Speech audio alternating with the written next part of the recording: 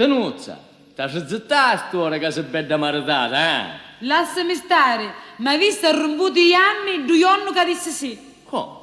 Ma ti pareva 100 anni che ti stavo ugliacco e ora parli da così? Capitai una soggera che mi tiene in matteggio notte e giorno. So che faccio, ci faccio un bacio. Io invece, vero che mi feci zitto, ma c'è una soggera che ne esce pazza per me.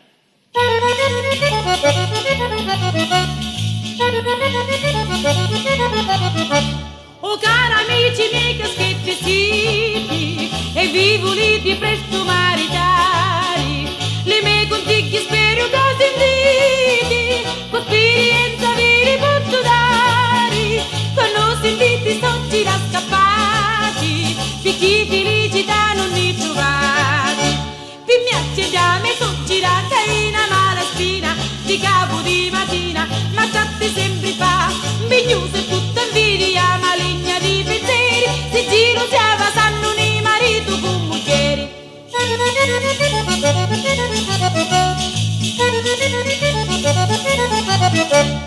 Da giornata che mi fece zitto, la soggera mi vuole tanto bene. Ma quando di sottiglia sei marito, cominciano i lastimi e le pene, ora sta muscia buona affezionata, panzina che in bunni da cappata. A me so gira pizzati cassa vinci generali, di mia non ce n'è uguale, prima di dire sì. Ma invece c'è una soggera che tanto mi piace, che si incagna Antonia e già metti la pace.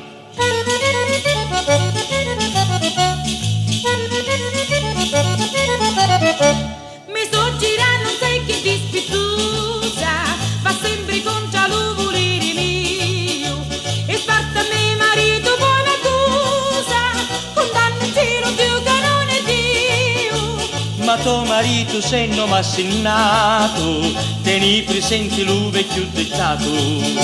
La soggera e la nora si sa pintare il mondo, sempre i nemici sono, ma meglio che si fa. Ci sono i buoni soggeri, ma è meglio prima basa, di non avere soggera, di già la